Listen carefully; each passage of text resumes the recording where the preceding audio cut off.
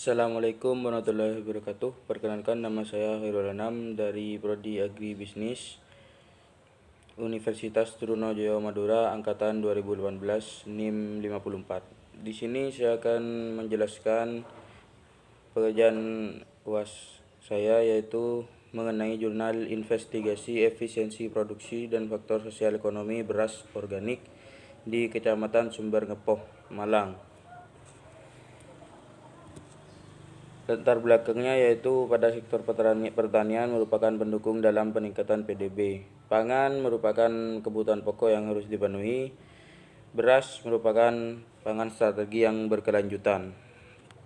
Sumber Ngepoh ini adalah salah satu kabupaten terbesar di Provinsi Jawa Timur sebagai penghasil beras di Indonesia. Rata-rata efisiensi teknis, alokatif, dan ekonomi masing-masing 54,3%, 52%, dan 31,3%. Itu semua dikategorikan sebagai produksi tidak efisien. Faktor yang mempengaruhi usaha tani adalah faktor alam, tenaga kerja, dan modal. Untuk penyebab utama rendahnya produktivitas di Indonesia adalah ketidakmampuan petani untuk memanfaatkan sepenuhnya teknologi yang ada, yang mengakibatkan rendahnya efisiensi produksi. Untuk metode penelitian pada jurnal ini yaitu variabel bebasnya lahan, benih, pupuk organik, pestisida organik, dan traktor.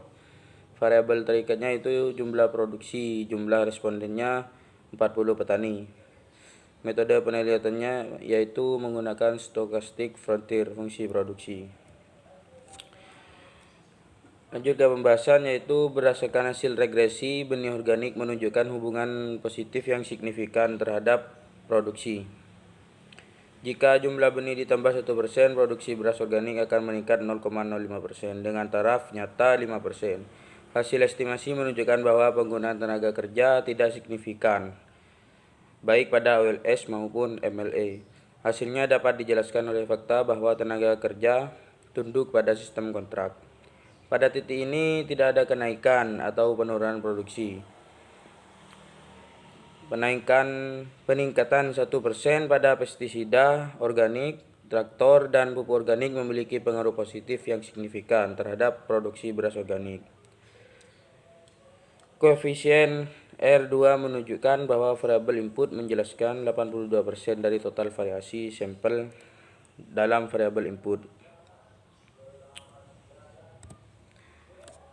Untuk skor rata-rata E dan TE-nya mengungkapkan efek potensial dari perilaku meminimalkan biaya secara keseluruhan.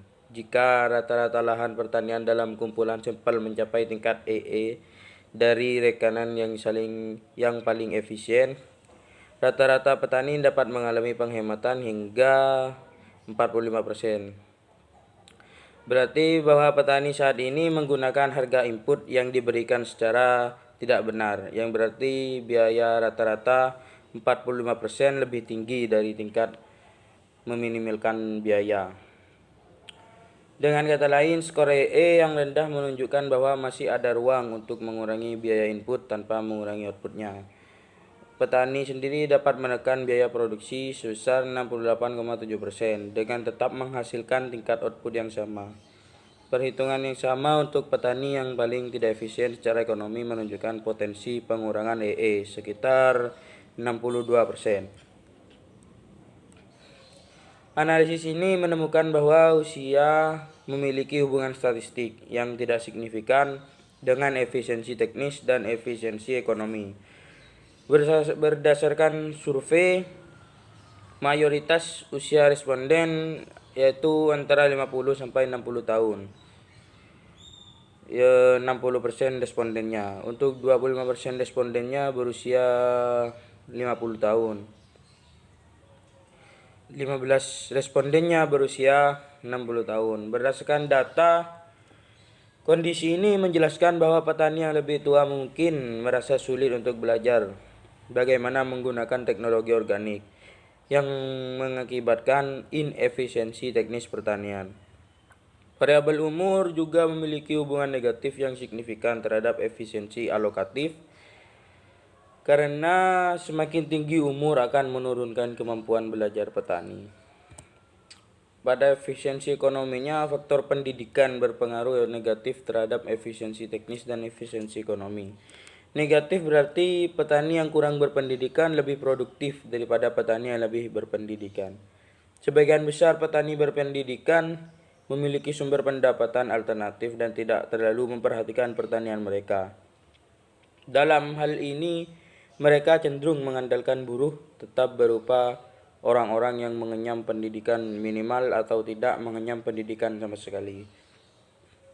Alasan lain mengenai teori tenaga kerja pilihan waktu luang adalah bahwa petani dengan pendidikan tinggi lebih memilih waktu luang untuk bekerja.